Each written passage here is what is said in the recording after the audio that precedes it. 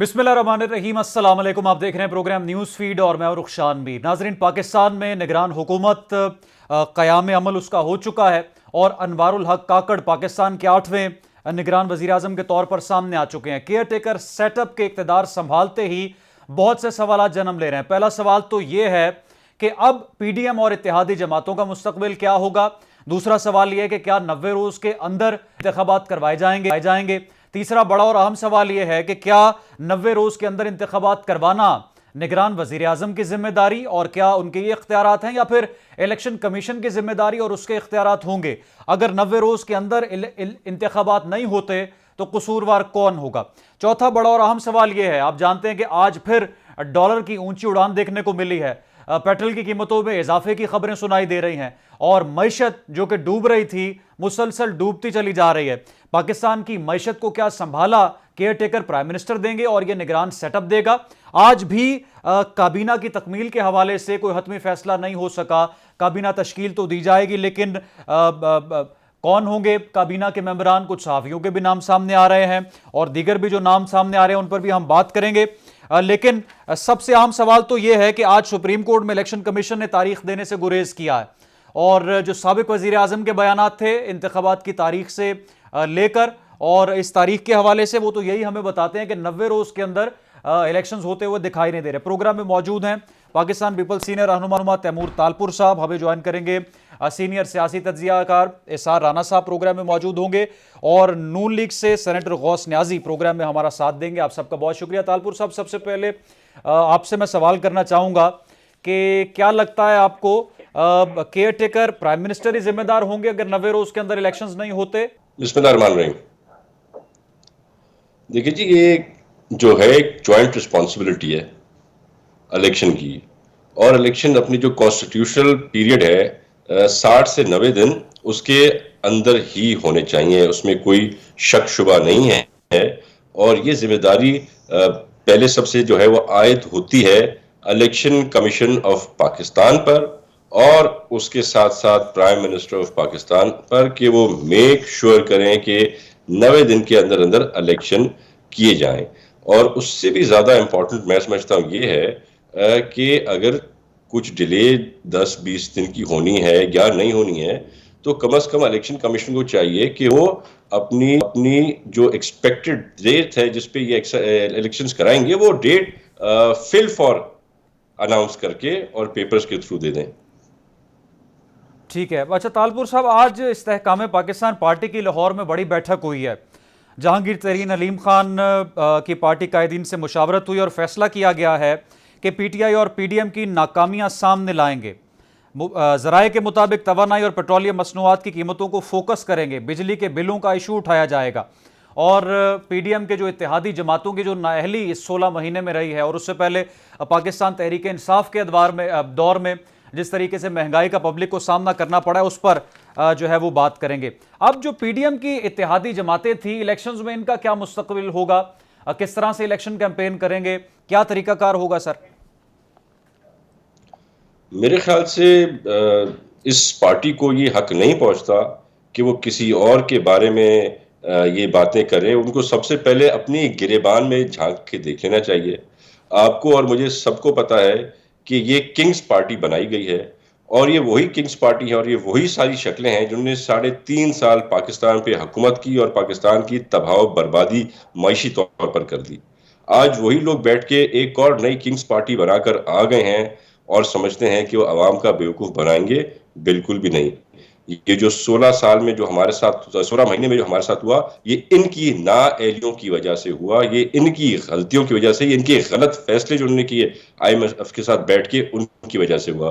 तो ये अपनी गिरबान में झांके, ये दूसरी की तरफ इशारे ना करें। अगर एक हाथ से इशारा आगे करेंगे तो 3 उंगलियां उनके ऊपर ही वापस इशारा करेंगी। दूसरी आपने क्या बात की थी? पाकिस्तान पार्टी की वजह से ये 16 महीने मुश्किल गुजरे हैं PDM के, आप ये कह रहे हैं? क्योंकि यही PTI में थे जो 3.5 साल हुकूमत की इन्होंने की ना। आज ये नाम बदल कर आ गए हैं। पहले उन्होंने शलवार कमीज पहनी हुई थी, आज उन्होंने पैंट शर्ट पहन ली है। चेहरे वही हैं, सोच वही है, दिमाग वही है, वही पीटीआई है जो नाम बदल के आ गई है। तो जो 3.5 साल में जो हशर किया उसकी वजह से ये पिछले 16 महीने हमारे मुश्किल हुए। आवाम को जो मुश्किलात पेश आई, जो इन्फ्लेशन हुई, वो इनकी गलत पॉलिसीज की वजह से, जिसको हमने फेसअप करना पड़ा, जिसे हमें जाके टेक ओवर करना पड़ा, जिनको हमें जाके मसले मसाइल अपने गले में डालने पड़े, पर हमने किए क्योंकि हमने सियासत को छोड़ के और हमने पाकिस्तान को तरजीह दी, पाकिस्तान की मैशत को तरजीह दी। We put our self at risk. तो ये इनके करतूत थे जिसकी वजह से आज ये लोग यहाँ पर कर रहे हैं। और अब मैं बता दूं, ये जो मुकाबले होंगे इलेक्शन में, पंजाब हो कहीं भी हो, ये मुकाबले पाकिस्तान पीपल्स पार्टी का और नून लीग के बीच में होगा। ये लोग कोई तीसरी चौथी कतार में भी नजर नहीं आ रहे और बिल्कुल इलेक्शन के लिए मुकाबले होंगे। मैं नहीं समझता कि कोई अलायंस बनने को जा रही है। सब अपनी अपनी इलेक्शन लड़ेंगे, हम सबका राइट है। पाकिस्तान पीपल्स पार्टी इंडिपेंडेंट लड़ रही है, नून लीग अपना इंडिपेंडेंट आ रही है, और जो भी हम में से जीत कराएगा, हमने ये पहले से फैसला किया हुआ है कि जो भी जीत के आएगा, जिसकी मेजॉरिटी होगी, वो हुकूमत बनाएगा। और उसके बाद फिर से एक बार जैसे हम पहले चल रहे थे, साथ मिल के चलेंगे। अपनी सियासत को छोड़ के हम इस मुल्क की मईशत को फर्स्ट प्रायोरिटी देंगे। इस मुल्क की जो मसले मसाइल हैं, इन्फ्लेशन है, उनको हम कवर करने की कोशिश करेंगे। ठीक है इसार राना साहब, बिलाखिर फैसला तो हो गया है और अनवारुल हक काकड़ साहब ने ओहदे का हल्फ भी उठा लिया गुज़श्ता रोज़, और अब काबीना की तश्कील का मामला है और बहुत से नाम ज़ेर गर्दिश हैं। आपको क्या लगता है कि पाकिस्तान में सबसे मौजूद शख्सियत काकड़ साहब ही थे? पहला सवाल तो ये है। और क्या काकड़ साहब 90 रोज़ के अंदर मईशत के हवाले से भी कुछ इकदाम उठाएंगे और इलेक्शंस की तरफ लेके जाएंगे मुल्क को? देखिए, आज सुप्रीम कोर्ट में इलेक्शन कमीशन के जो ऑफिसर थे उन्होंने कंधे उठाए, जिसका मतलब यह था कि पाजी ना ये हमसे पूछें, ना हमारे इल्म में है, ना हम बताने की पोजीशन में। ये तो हो गई एक बात। इसका मतलब ये कि इलेक्शन तो फिलहाल इस साल होते नजर नहीं आ रहे और मुझे 24 में भी होते नजर नहीं आ रहे। अब दूसरी बात ये है कि मईशत को संभाल पाएंगे या नहीं। तो यहाँ अभी मेरे दोस्त हैं, वो बात कर रहे थे और वो पीटीआई को 3-3.5 साल को जिम्मेदार करार दे रहे थे इस मुल्क की तबाही का। तो जरा अच्छा होता वो पिछले 35 साल में 3 बार के एक वजीर आजम का भी नाम ले लेते, जिसने 3 बार वजीर आजम बना और इस मुल्क का बेड़ा गर्क किया, और उनके भाई का भी नाम ले लेते जो मुसलसल पंजाब के वजीर आला रहे और पाकिस्तान की इकोनॉमी की तबाही का सबब बने। वो मेरा ख्याल उन्होंने नाम भूल गए। और दूसरी चीज ये है कि भाई अगर ये महंगाई कासिम के अब्बू के छोड़ी हुई महंगाई से डबल ट्रिपल ही करनी थी, तो आप क्या लेने आए थे इस मुल्क में? 16 महीने के लिए क्या करने आए थे? आप तो ये कह रहे थे कि वो कासिम के अब्बू की हुकूमत जब खत्म नहीं की थी आपने मिल मिला के कि जी इसने महंगाई इतनी कर दी, हम आवाम को रिलीफ देने के लिए आएंगे और हम महंगाई खत्म करेंगे। आपने तो बेड़ा गर्क कर दिया पूरी कौम का। लोग आटे के लिए मर रहे हैं भूखे, लोग बिजली के बिलों के को लेके खुदकशियां कर रहे हैं। आप अपने जो हम रियासत बचाने आए थे, क्या आप अपने मुकदमात खत्म कराने आए थे?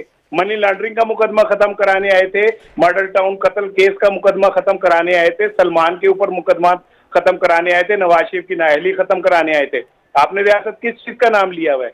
और तीसरी बात आपको बताऊं, ये जो पीडीएम को अब तहरीक इस्तेकाम को गालियां शालियां देंगे ना, इसलिए कि इन्हें एक विलन चाहिए है इंतखाबात में अवाम को बेवकूफ बनाने के लिए।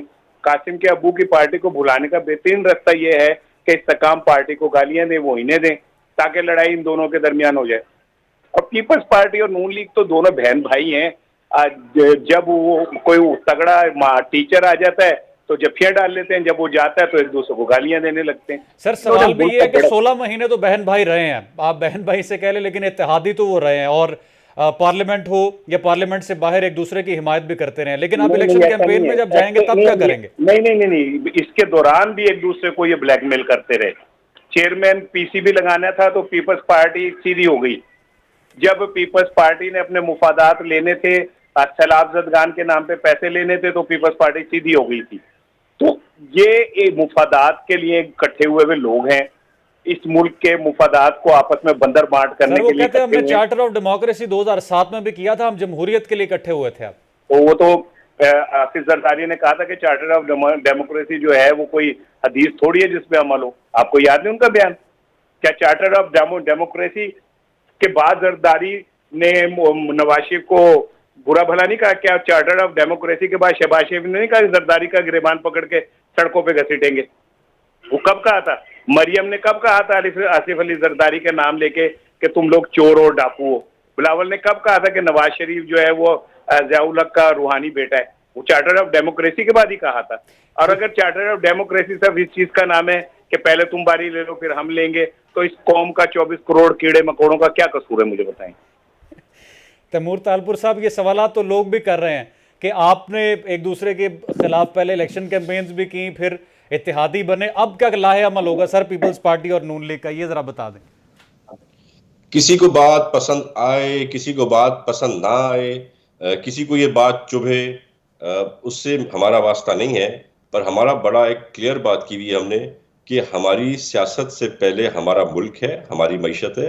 अगर हमें इस मुल्क की मईशत को बेहतर करने के लिए, इस मुल्क के हालात को बेहतर करने के लिए साथ बैठना है तो हम बैठेंगे, इलेक्शन जरूर करेंगे, इलेक्शन लड़ेंगे, जो मेजॉरिटी में आएगा वो हुकूमत करेगा।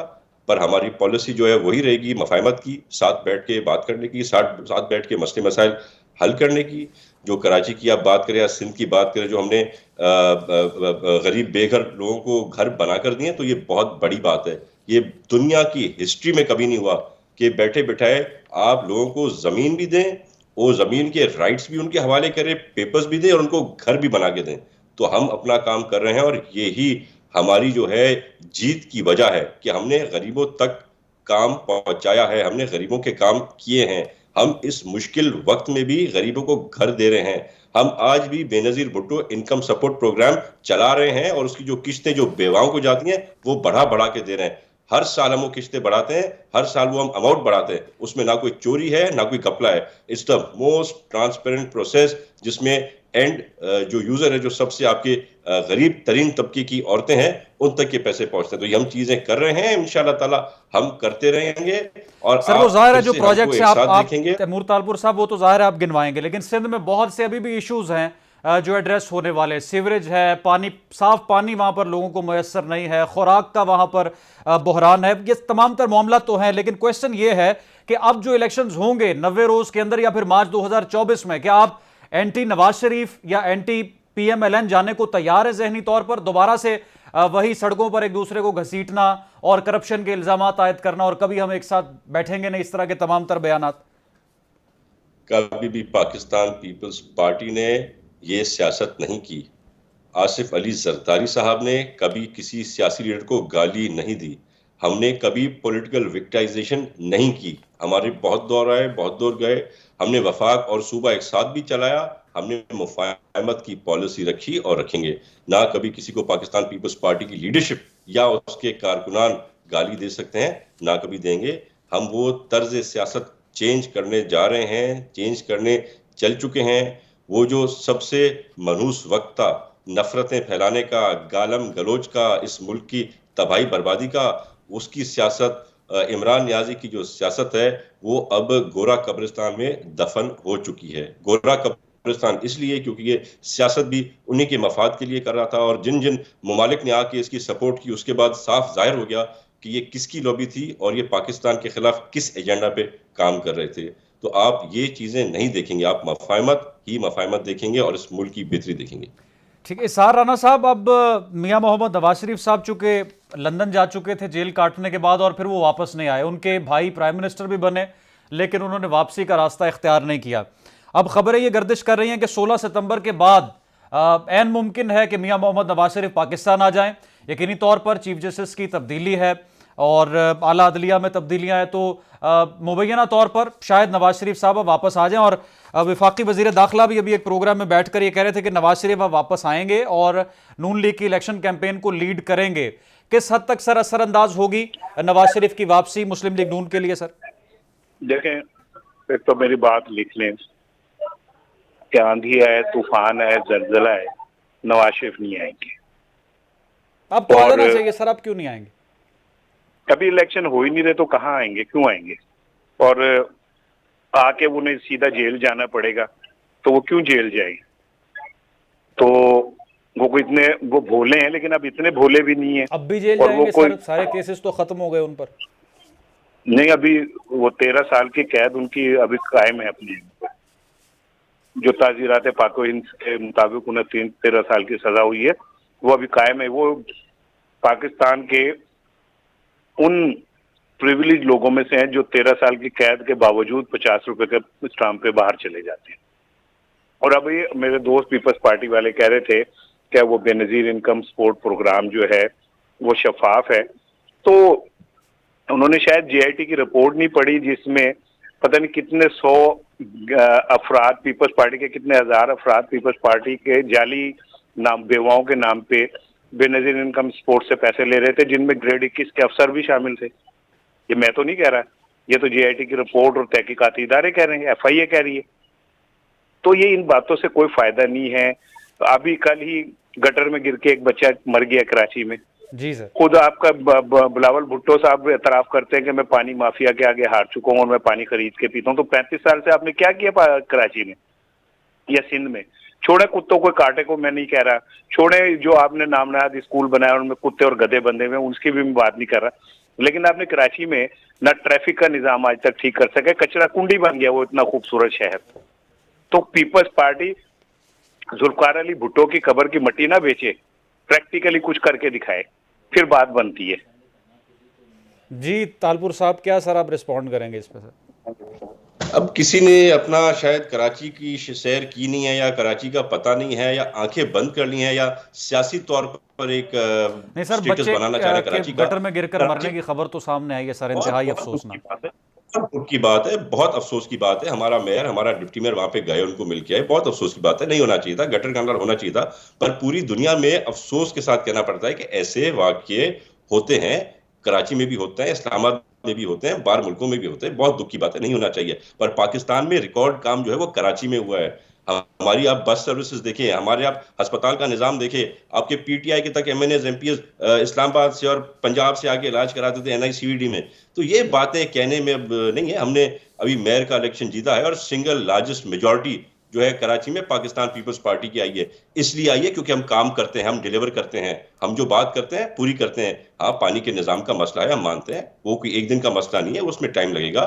बहुत बड़े प्रोजेक्ट्स थे जो आपके इमरान नियाजी साहब ने आके हमारे लिंगर ऑन की और खत्म करा दिए।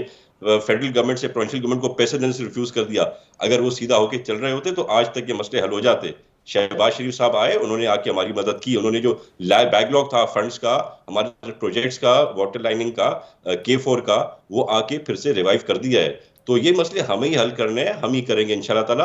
अगली हुकूमत फिर पाकिस्तान पीपल्स पार्टी है और मेयर भी अगला फिर पाकिस्तान पीपल्स पार्टी आएगा। तो हम काम करते हैं जो हमें वोट मिलते हैं, हमें घर बैठे हुए वोट नहीं मिलते हैं। जो बातें कर रहे हैं कि फलाना हो गया, कराची कचरा कुंडी बन गई, Karachi is one of the most beautiful cities in the world. आके फिर से आए तो आपको हम जरा घुमाए फिराएं, कोई आपको इलाके घुमाए और मुझे बताएं कहाँ पे कचरा कल की खबर है बच्चे वाली। कहना चाह रहा हूँ मैं कुछ कहना चाह रहा हूँ, मेरी सुन लीजिए बात।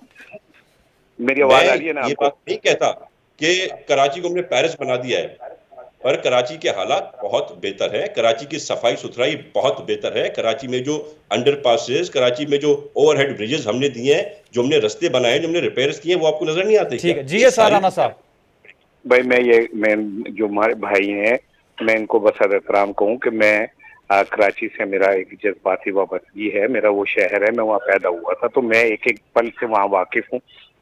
ये स्ट्रीट क्राइम तक तो आज तक रोक नहीं सके। खवातीन के साथ हैरेसमेंट के वाकयात सरेआम हो रहे होते, दनदनाते हुए मोटरसाइकिल पे लोग आते। मामलात की रोकथाम के लिए कुछ वक्त तो लगेगा ना सर, अभी और कुछ टाइम, मतलब कितना 35 साल से बारी ले रहे हैं ये, तो अभी मजीद कितनी सदियां चाहिए उसके लिए, कितनी सदियां मजीद दरकार हैं कराची की बेहतरी के लिए।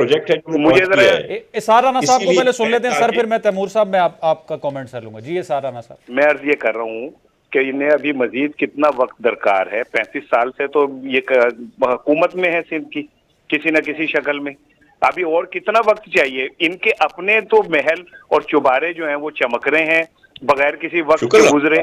कराची के, मेरी बात होने दीजिए, कुत्ते के काटे कराची के अंदर जितना ताफुन है, मैं कराची को जानता हूँ। ट्रैफिक का इंतजाम वहां पे जैसे दंदनाते फिर रहे डाकू, जिसको मर्जी रोक लेते हैं, रोक के मोबाइल छीन के भाग जाते हैं। आज तक इसलिए कि आपने पुलिस में अपने सिफारशी भर्ती किए हुए हैं, वो लोग भर्ती किए हुए हैं जो किसी तरह भी पुलिस के म्यार पे पूरे नहीं उतरते।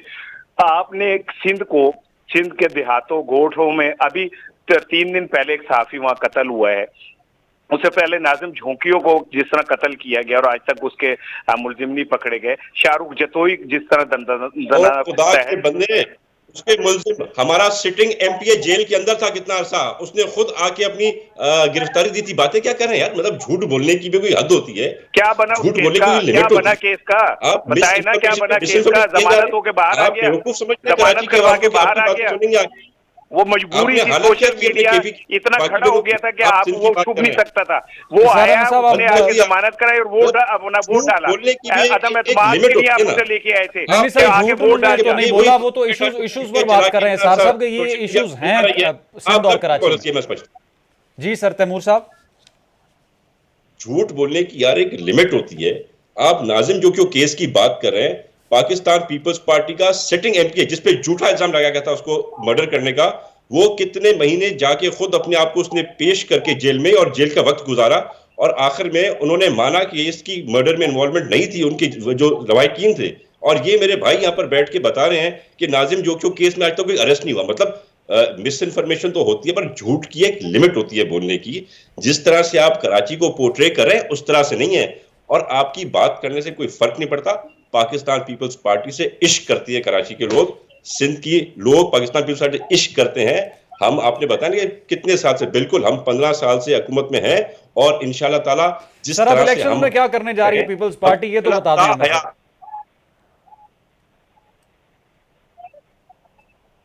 तैमूर साहब, अब इलेक्शंस में सर क्या आपकी स्ट्रेटेजी होगी जो इलेक्शंस होने वाले हैं सर? जी बड़ी क्लियर स्ट्रैटेजी है, बड़ी अच्छी स्ट्रैटेजी है। हम चाहते हैं इलेक्शन 90 दिन के अंदर हो। आपको पता होगा कि हमने रिटन रिक्वेस्ट भेजी थी इलेक्शन कमीशन को कि हम चाहते हैं कि इलेक्शन 60 दिनों में कराया जाए, पर इलेक्शन कमीशन ने इसको रिफ्यूज किया और कहा कि हम 90 दिन के अंदर इलेक्शन कराएंगे। फिर इशू आया सीसीआई में सेंसस का, जिसपे भी हमें ये यकीन दहानी कराई गई कि सेंसस को कबूल कर लें। हम इलेक्शन में जो है कॉन्स्टिट्यूंसीज को चेंज वगैरह नहीं करेंगे तो 90 दिन में इलेक्शन हो जाएंगे। तो हमसे जो वादे किए गए थे, हम उन वादों पे ही खड़े हुए हैं, और उन वादों के मुताबिक 90 दिन में इलेक्शन होना चाहिए। पर सबसे जरूरी यह है कि अगर कोई कुछ 2, 4, 10 दिन की डिले आनी है तो उसकी वजूहात बताएं, और ये बताएं इलेक्शन कमीशन हमें एक डेट दे हमें कि इलेक्शन किस डेट पर होगा।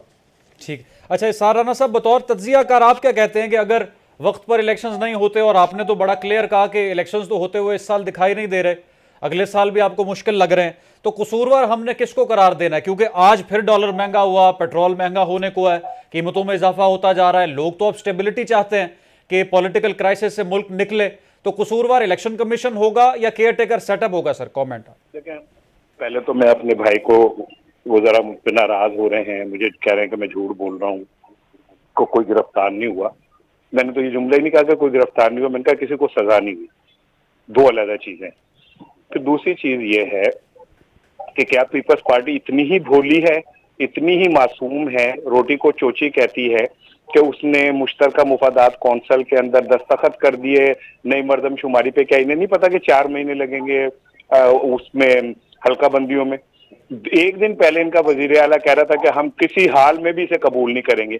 आखिर ऐसा कौन सा डंडा इनको पड़ा कि इन्होंने अगले दिन अच्छे बच्चों की तरह कानों पे हाथ रख के दस्तखत कर दिए? और अब ये एवं ड्रामे कर रहे हैं कि जी 90 दिन में हूँ। आज रजा रब्बानी को भी आइन याद आ गया, आज रजा रब्बानी भी बोलने लगे। तो क्या इन्हें नहीं पता था कि जब आप इंतखाबी उज़रदारी, जब आप वो कैसे को कबूल कर लेंगे तो उसके बाद 4 माह लगते हैं? तो यकीनन है ना, जब सेनेट में अपोजिशन लीडर का इंतखाब था, पीपल्स पार्टी और एएनपी ने बलूचिस्तान अवामी पार्टी से वोट मांगा तो शो कॉज नोटिस जारी कर दिया बिलावल भुट्टो को भी, असफंदियार वली को भी, मुस्लिम लीग नवाज ने, तो उन्होंने भी तो यू टर्न लिया। तो इस तरह से पीपल्स पार्टी ये तो सर चल रहा है ना फिर अरसे से। तो मुफादात ही है ना। मैं और क्या कह रहा हूँ कि मुफादात की खेल हो रही है, और क्या हो रही है? असूलों की खेल तो नहीं हो रही ना।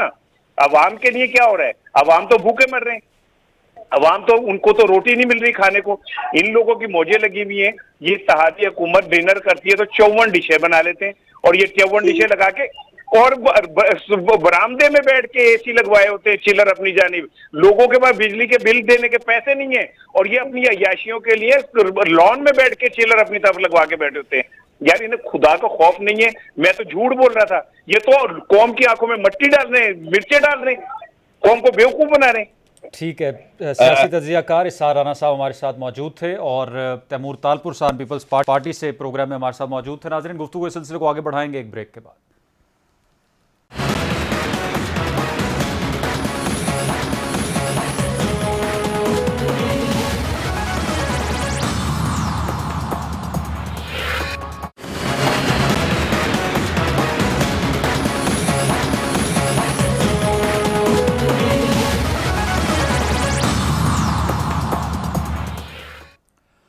वेलकम बैक नाज़रीन। प्रोग्राम में यहाँ पर बात करेंगे कराची के सबसे बड़े मुबैना स्कैंडल के हवाले से, जिसने डायरेक्टली अफेक्ट किया 273 खानदानों को। और ये मामला है 3 अरब रुपए का। 2004 में शुरू होने वाला क्रीक मैरीना अपार्टमेंट्स का ये प्रोजेक्ट, जिसको लेकर अभी भी लोग सड़कों पर निकलते हैं, अपना एहतजाज रिकॉर्ड करवाते हैं और यही दुहाई देते हैं हुकूमत और साहिब इक़्तिदार के नाम कि हमें आज तक इंसाफ नहीं मिला। 2004 में हमारे साथ जो वादे किए गए मुबैना तौर पर, उन्हें आज भी वफा नहीं किया गया।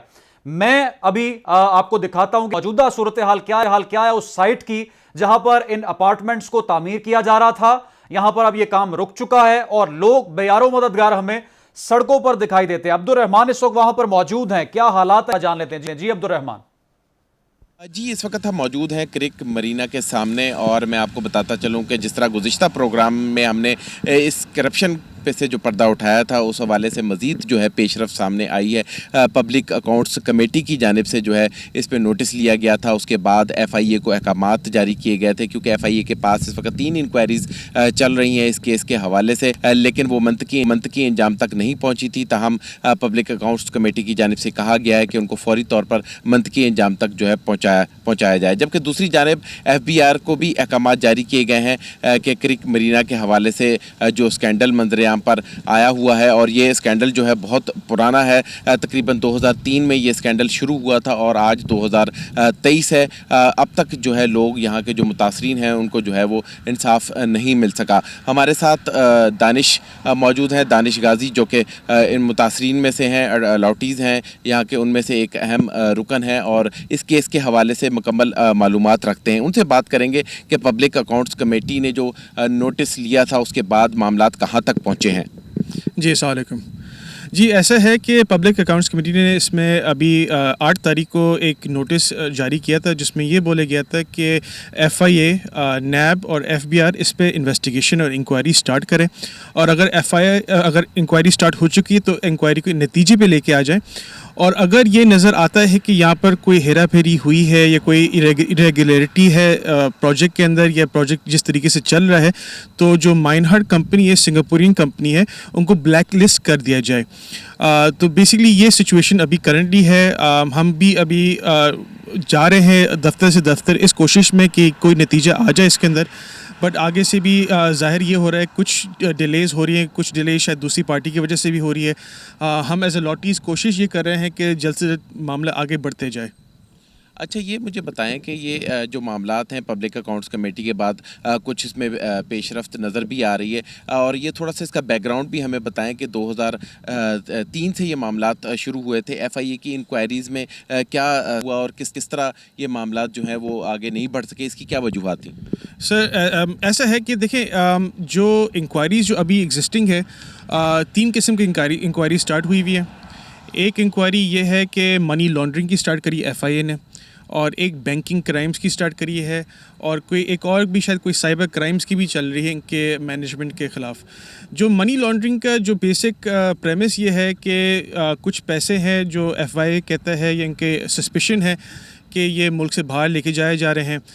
बैंकिंग सर्कल की जो FIA की इंक्वायरी है वो ये है कि कोई फेक अकाउंट्स ऑपरेट कर रहे थे एक फ़ॉरेन कंपनी के नाम से। साइबर क्राइम्स के बारे में मुझे कुछ ख़ास इल्म नहीं है। इसके अलावा NAB ने भी अब इस पे देख रहे हैं कि क्या इनकी जुरिसडिक्शन में आ सकती है। पहले भी NAB इन्वॉल्व थी 2014 से लेकर 2019 के दरमियान।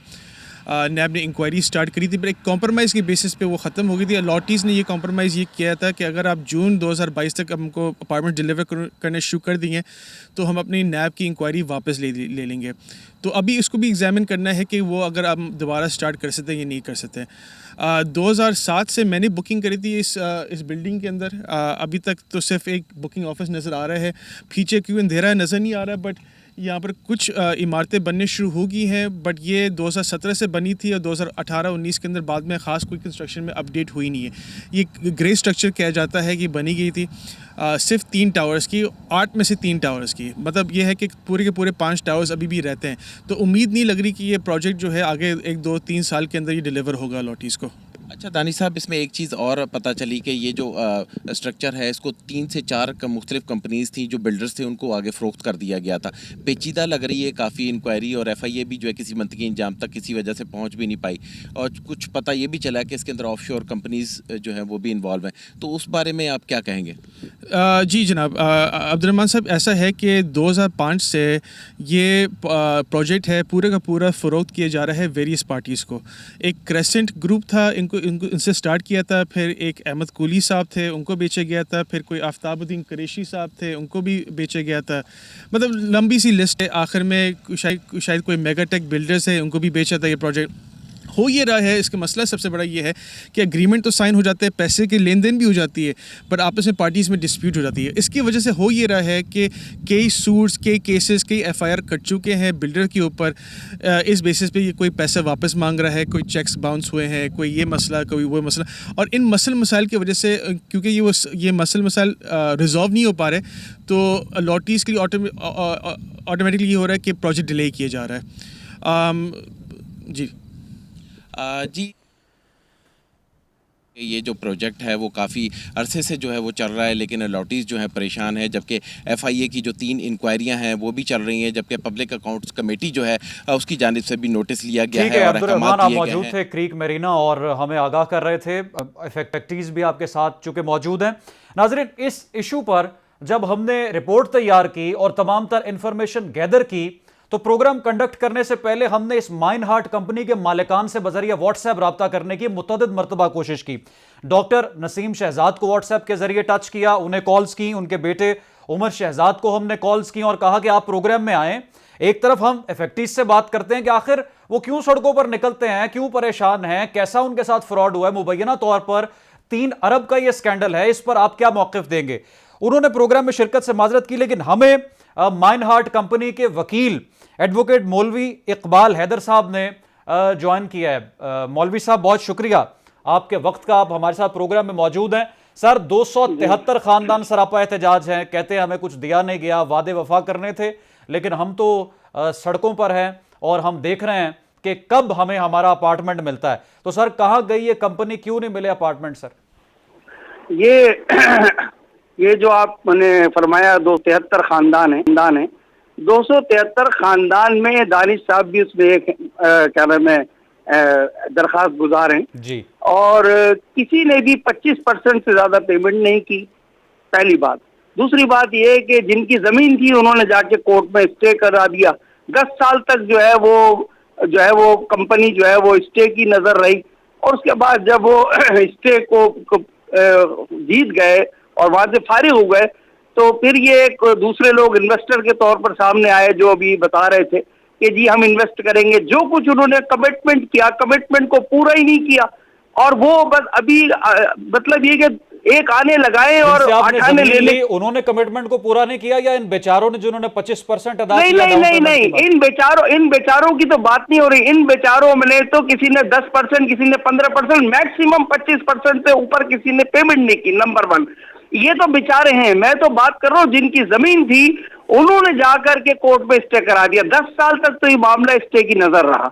उसके बाद जब ये क्रिक मरीना जीत के वहां से निकल करके बाहर आई और इसने आकर के अपने आप को फॉर्म में लिया, तो ये कुछ इन्वेस्टर सो कॉल्ड आए और उन्होंने एक आने लगाकर 8 आने लेने की कोशिश की। तो जाहिर है जिसका मेन स्टेक लगा हुआ है वो, और इन्वेस्टरों के पैसे जो जिन्होंने बुकिंग कराई उनके पैसे उनको कैसे उनके हाथों में खेलता। तो वो हुआ ये कि इन्होंने जो है इसको खेलने नहीं दिया। उसके बाद फिर इसको नैब के हवाले कर दिया गया। इन्हीं इन्वेस्टरों ने, नैब के अंदर चलता रहा मामला। फिर नैब से भी हम जीत गए, वहां से हम निकल कर आए, अब हम आगे बढ़ रहे। तो अब इन्होंने जो है वो हमारे पर सू कर दिया। एक सू करते, दूसरा सू करते, तीसरा सू करते। ये एक सो कॉल्ड इंक्वायरीज हैं। सर, जो लैंड के मालिकान थे, कंपनी ने उनके साथ डील मैच्योर किए बगैर ही लोगों से 25% या 15% डाउन पेमेंट ले ली। नहीं, ये तो मालकान तो थे ना, कुछ भी था, वो मालकान जमीन के थे, जब ही तो कोर्ट से केस जीते हैं। आपने जमीन खरीदी नहीं थी उनसे, इस कंपनी ने? नहीं, ये खरीदी थी ना। मैंने कहा ये तो हम मालकान थे, तो DHA ने जाके हमारे खिलाफ स्टे कराया ना कि जी ये जमीन हमारी है।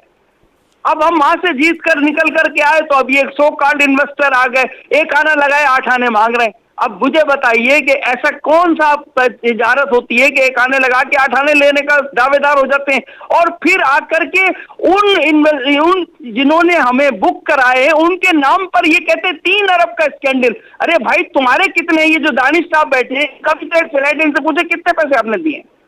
सर आप तो 25% कह रहे हैं, 2 करोड़ रुपया अगर उसकी कुल कीमत है तो 25% आप निकाल लें। टोटल 273 में से 25% से ऊपर किसी ने अपने नहीं दिया, किसी ने 5% दिया, किसी ने 2% दिया, किसी ने 10। मैक्सिमम अगर कोई अमाउंट आया तो 25% उस वक्त आया। आप ये देखिए कि इंस्टॉलमेंट किसी से नहीं ली, कोई नहीं ली, आज तक नहीं ली, करने नहीं दे रहे, काम नहीं करने दे रहे। जब करने 2004 के बाद कोई इंस्टॉलमेंट सिर्फ डाउन पेमेंट ली सर, तो वही डाउन पेमेंट ही तो ली हुई है। और उस डाउन पेमेंट के बावजूद जो सो कॉल्ड इन्वेस्टर हैं जिन्होंने पैसा लगाया है उन्होंने जाकर के खुद हमें स्टे करा दिया, उन्होंने जाकर के हमारे खिलाफ एफआईआर कटा दी, उन्होंने वो एक आज तक मनी लॉन्ड्रिंग साबित नहीं कर सके जनाब। 2 साल हो गए सर। ये 273 में से आपने खुद इशारा किया कि दानिश भी इनमें से इफेक्टेड हैं, तो ये जितना इन्होंने पैसा दिया डाउन पेमेंट की मद में वो किसके पास है? कंपनी तो यहाँ पर मौजूद नहीं है। अब कंपनी ने प्रोजेक्ट तो खड़े किए ना, ये इस पैसे में थोड़ी हमारे जेब से लगा हुआ है पैसा। यानी जो पैसा अगर हमारे पास 4 आने आए तो हमने 8 आने लगा दिए हैं। अब ये 20 साल से जो ये सड़कों पर है, या जो ये सड़कों पे हम नहीं है, सड़कों पे इन्होंने किया हुआ है, ये कयामत मचा रहे हैं। ये सो कॉल्ड इन्वेस्टर्स जो हैं ये कयामत मचा रहे हैं। ये 273 हमसे जो वादा किया था 20 साल पहले वो वफा तो करें ना। अब वो वफा कैसे करें जब कोर्टों में स्टे चल रहा है? इन्होंने तो स्टे कराया हुआ है। असल तो ये जो जख्म दिए हुए हैं इन इन्वेस्टरों ने तो दिए हुए हैं, जिन्होंने इन्वेस्ट के नाम से हमारे साथ मिले, जिन्होंने हम पर एफआईआर कटाई, जिन्होंने स्टे कराया, जो प्रोजेक्ट को चलने नहीं दे रहे, जो हमें मूव नहीं करने दे रहे। हम एक काम करते हैं उसी वक्त दूसरी वो एक इंक्वायरी आ जाती है, तीसरी इंक्वायरी आ जाती है। अभी आपके बकवाल दानिश भाई के बकवाल के जनाब इनके ऊपर 3 वो जो है ना इनको केस चल रही है, कोई एक इंक्वायरी भी साबित की है? इंक्वायरियां चलाना आसान है। का नोटिफिकेशन आया एफबीआर नैब और अरे नॉट पब्लिक अकाउंट कमेटी देखें, कोई भी हो जो तो इसका राइट है, इस्तेकाक है। ये देखें इन्वेस्टिगेशन करने का, इंक्वायरी करने का सबका इस्तेकाक है, लेकिन कंक्लूजन तो कुछ नहीं है ना। क्या कंक्लूजन है? ठीक है दानिश गाइस साहब, ये दुरुस्त फरमा रहे हैं इकबाल हैदर साहब। सर रुशाद भाई मुझे समझ नहीं आ रहा मैं कहाँ से शुरू करूँ। इतनी कोई ज्यादा गलत बयानी करी है साहब ने। मैं वो मेरे सीनियर में बोलूंगा नहीं इस पे। कहाँ गलत बयानी की है? दानिश साहब को सुन लेते हैं पहले। अगर आप मुझे इजाजत दे, मेहरबानी। ऐसा है देखिए, अगर ये कहते हैं कि लॉटरी से कोई पैसा नहीं है, 25% दिया, आप रिकॉर्ड लेके आ जाए सर जी। आप कैसे बात कर रहे हैं? मैंने 70% दिए हुए, दूसरे लोगों ने 80% दिए। लोग मर चुके हैं जिन लोगों ने 90% दिए हुए। आप अपना इसी प्रोग्राम में साबित कर दें 50% मैं आपकी गुलामी करूंगा सारी उम्र। करें, आप सोच ले, आपने ये बात बोल दी है ना कि सच मैं बोल रहा हूँ, आप 50% साबित करें। इकबाल साहब ऐसे ना करें। अरे भाई मुझे पता है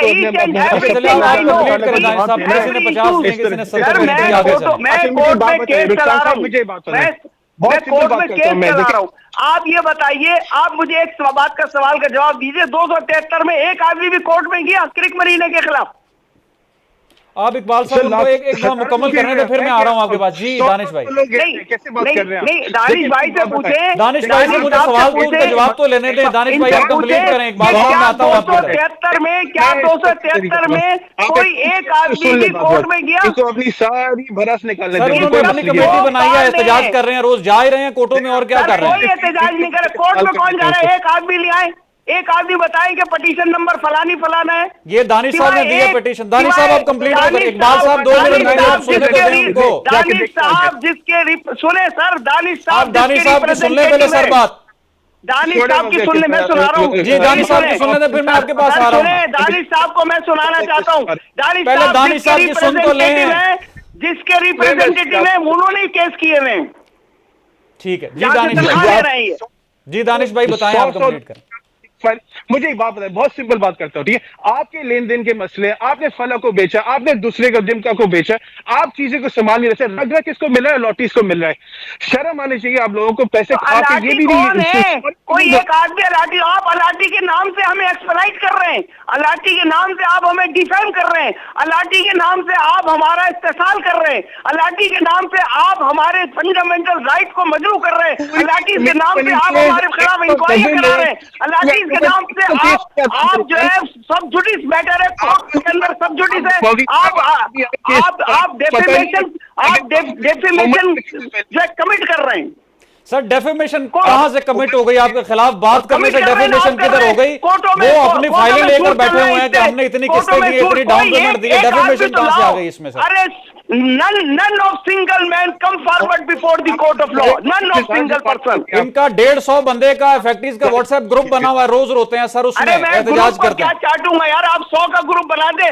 none of person, आपसे ये none of बहस हमने single person। की नहीं, आपसे पूछा है कि मुस्तकबिल क्या है इसका। एडवोकेट साहब आपसे ये पूछा, आप डेफेमेशन उनको सुनाने लग गए। आप ये साजिशें करना छोड़ दे, बहुत तारीख नहीं है, बहुत रोशन मुस्तकबिल है, ये साजिशें छोड़ दे, इसको काम करने दे। ये दानिश साहब कह रहे हैं साजिशें। वो 20 साल में एक ईंट भी नहीं खड़ा कर सकते, कुछ कर नहीं अरे सकते। तो भाई आप मुझे बातें सुनाइए, हमने हमने लिया है, किरिक मरीना ने इसके लिए आपने लिया है। समझ नहीं आता आप लोग क्यों, पता नहीं कि आपको आगे की मुझे किसी को बताए जवाब ना देना कि होगा। इससे किसने लिया है? इससे किरिक मरीना ने लिया है, आपने लिया है? किसने इससे लिया है? आपके खिलाफ डीएचए नहीं लिया था जब आप लोग पैसे लेके बाहर लेके जाने की कोशिश हम क्लियर हो गए ना। आप मुझे ये बता दें, मौलवी इकबाल हैदर साहब बात सुन लें सर, सवाल सुन लें। इकबाल हैदर साहब, इकबाल हैदर साहब सर सवाल सुन लें, आप इनके साथ बहस ना करें, मेरी बात सुन लें सर। मुझे सिर्फ अदालत ने हमारे हक में फैसला दिया है सर, प्रोग्राम में सवाल का जवाब दे दें सर, सवाल सुन लें प्लीज। अब सर इस प्रोजेक्ट का मुस्तकबिल क्या है, आपको क्या नजर आ रहा है? ये 273 जो हैं, आप इनको कह रहे हैं इन्वेस्टर्स हैं, चले इन्वेस्टर्स हैं। सर इन 273 को सबको मेरा नंबर दें, मेरे पास आए, अपना क्लेम दाखिल करें, देखें किसका क्या है। पहली बात, इसका रोशन मुस्तकबिल है, और इनको कहें कि इनको पोजीशन मिलेगा सर अपने अपार्टमेंट का? ये भाई ये बिल्कुल मिलेगा। ये अदालत में हमारे खिलाफ झूठी चीजें ले जा रहे हैं। ये कितनी देर में मिलेगा सर पोजीशन, ये भी बता दें फिर। ये विदिन ईयर मिल जाएगा, 1 साल में मिल जाएगा। आप इनको हटाएं सबको, इसी साल मिल जाएगा? हाँ इसी साल मिल जाएगा। लिख के ले लें उससे, मुझे पेपर बना के दे दे, मौलवी साहब एग्रीमेंट बना दे, भेज दे मेरे घर पे। विदिन ईयर मिल जाएगा, लेकिन खुदारा आप हमें काम तो करने दो। ये 2007 से मैं सुने जा रहा हूँ कि 1 साल के बाद अच्छी अच्छा सवाल है सर। मेरा सवाल ये, आप मेरे पैर बांध दो, आप मेरे पैर बांध दो, बोरो चले, पैर बांध दो, बोलो चले। कैसे चलेगा? मजलूमों ने आपके क्या पैर बांधने हैं? आप उनको एक डेडलाइन दे दें कि आपको आपके अपार्टमेंट मिल जाएंगे। आपने हमें हर तरफ से रिस्ट्रिक्ट किया हुआ है, हर तरफ से बांधा हुआ है, हमारे खिलाफ आप प्रोपेगेंडा कर रहे हैं कि कौन सा केस है, ये 273 काम से रोका हुआ है, 273 के आप दुश्मन हैं, जिसमें आपके खिलाफ कोई स्टे हो, इस वक्त जो ऑपरेट कर रहा हो आपके खिलाफ, बता दे। सारे हाई कोर्ट में 5 स्टे तो मेरे सामने, 5 स्टे कौन से मेरे सामने लगे हुए भाई? आप इससे क्रिक मरी ने अगर आप कोर्ट के ऑर्डर्स को मिस सामने लिया हुआ है। मैं आपको कल प्रोग्राम रख के मैं 5-7 मेरे अपार्टमेंट ना बेचे जाए। आप लोग तो मेरे अपार्टमेंट बेचने की कोशिश करें, उस पर स्टे लिए, मेरा आपको प्रोजेक्ट बनाने से थोड़ी रोका। तुम्हारा अपार्टमेंट, तुम तो खुद मुलाजिम हो यार, तुमने तो एक पैसा नहीं दिया, अब रसीदें साइन कराई हैं, खामा की बातें कर रहे हैं। पैसे दिए इन्होंने, कोई दिखाए आप अपने बैंक से, अपने अकाउंट से ट्रांसफर दिखाए 1 रुपया हमारे नाम पर। बोल रहे आप, लंबी सी राय रखी। ठीक है जी, एडवोकेट मौलवी इकबाल हैदर साहब प्रोग्राम में हमारे साथ मौजूद थे। विक मेरेना और एडवोकेट दानिश गाजी जो कि फैक्ट्रीज को लेकर चल रहे हैं, उनकी गुफ्तगू आप सुन चुके हैं। दोबारा भी इस पर बात होगी, रुखसार मीर को याद दें। अल्लाह हाफिज़।